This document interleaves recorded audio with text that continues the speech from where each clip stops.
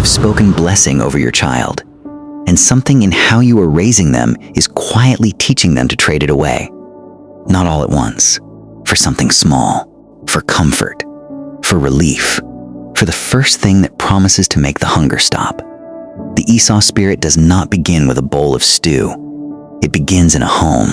What if your child's inability to hold long-term blessing is not a character flaw they developed on their own? What if it is a formation they received?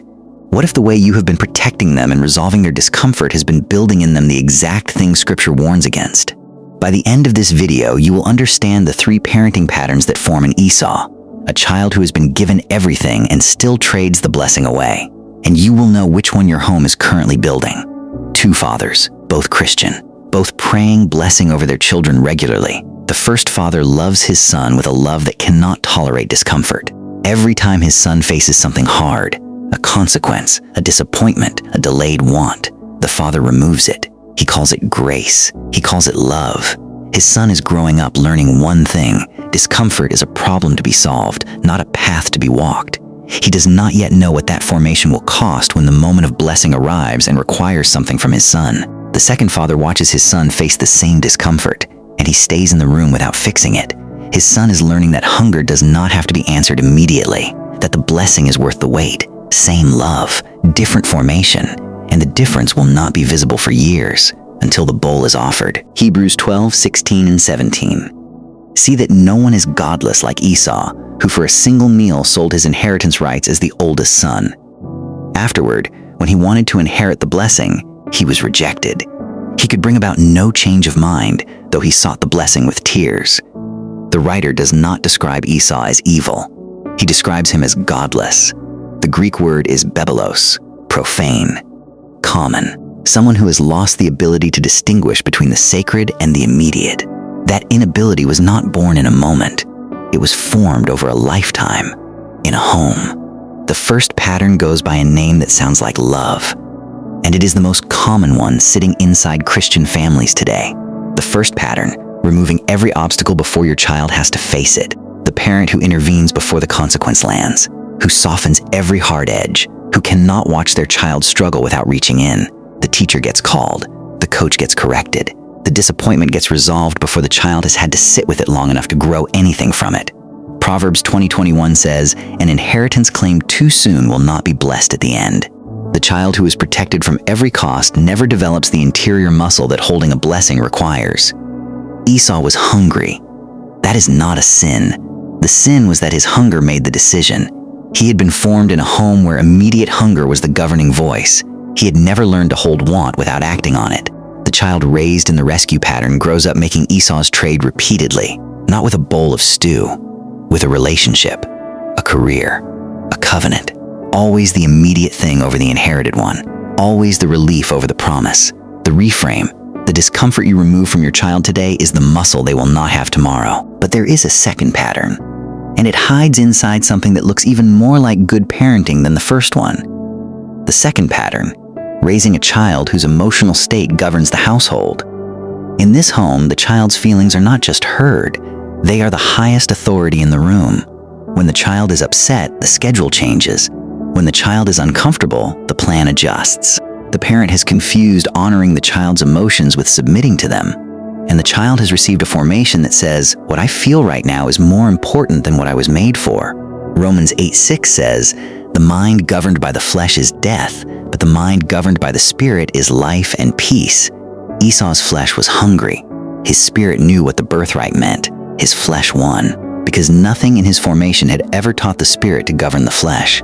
The child whose feelings have been the highest authority at home grows up as an adult whose feelings remain the highest authority. Covenant, promise, and blessing require a person who can feel strongly and still choose differently. The reframe. Validating your child's feelings is not the same as letting their feelings lead. Now stay with what happened in the moment the bowl was offered, because this is the part most parents have read as a story about Esau. It is actually a mirror held up to the home that produced him. Genesis 25. Esau comes in from the field, tired, hungry.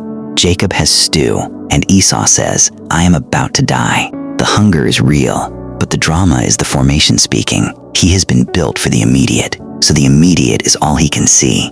Jacob asks for the birthright. And Esau says, "What good is the birthright to me, the blessing his father would have given him, the covenant promise of Abraham running through his line? What good is it to me?" He could not feel it, so he could not value it. He traded something eternal for something that was gone before the bowl was empty. Scripture says he ate and drank and rose and went his way. No pause, no grief, no weight of what he had just surrendered. That is not a story about a bad man. It is a story about an unformed one. And the formation, or the absence of it, began long before that afternoon in the field. This is still happening. In homes where the love is genuine and the formation is incomplete. In families where the blessing is real and the child has never been prepared to hold it. The third pattern is the quietest one, and in some ways it is the most urgent, because it is not something a parent does. It is something a parent has never done at all. The third pattern, carrying blessing for your child that you have never spoken over them. Many Christian parents believe in the blessing. They pray privately for their children. They hold a vision for who their child will become, and they have never sat their child down, deliberately, unhurriedly, with the full weight of their love and their faith, and spoken that blessing out loud into the child's hearing. The child does not know what has been prepared for them. They have not heard the covenant language. And a child who does not know the blessing exists cannot fight for something they have never been told they hold. Numbers 6:24 through 26.